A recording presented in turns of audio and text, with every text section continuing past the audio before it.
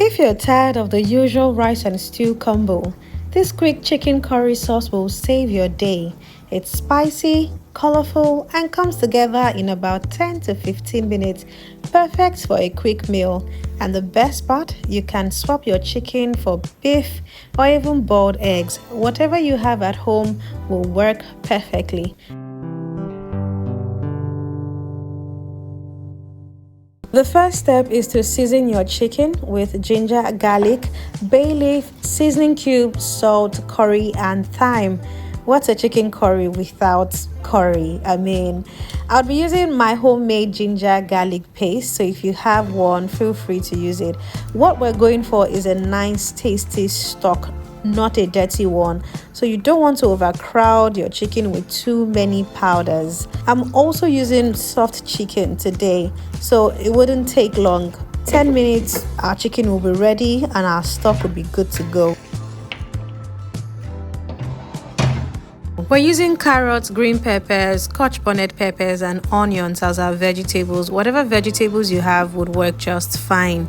Once the chicken is cooked, separate the chicken from the stock and discard the bay leaf. You wouldn't be needing that bay leaf anymore. It has released its flavor. You have what you need to make your chicken curry sauce.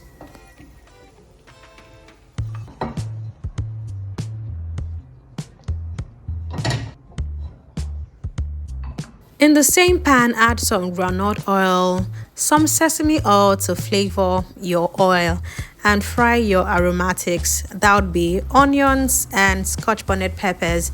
If you want to add some garlic, you can go ahead and add garlic in here. Let this saute for about a minute on low heat. You're sauteing it, you're not frying it. So let it saute for about a minute.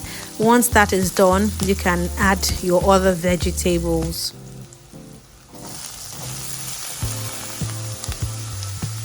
Once you've added your veggies, you can season with some black pepper. Like I said earlier, use any vegetable you have at home. While this is sauteing for about a minute, let's go over and make our slurry. To the chicken stock, I'll be adding some corn flour to act as a thickener and my sauce base. I ended up having too much corn flour in my stock, but I'll loosen it up much later with some water. So create your slurry by mixing corn flour with your stock.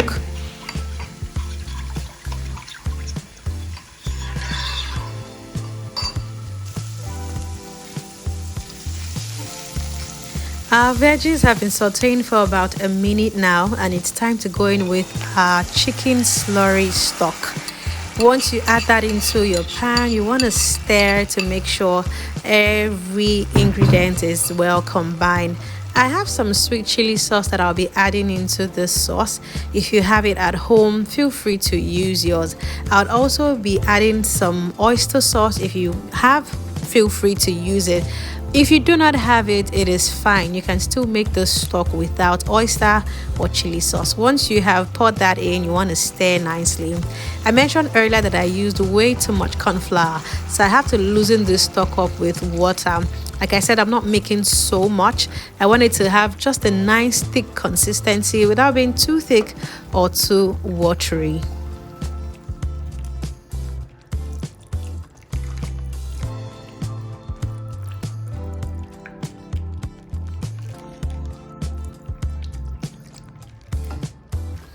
After allowing the sauce simmer for about a minute or two on low heat, it's time to reintroduce our chicken into the sauce.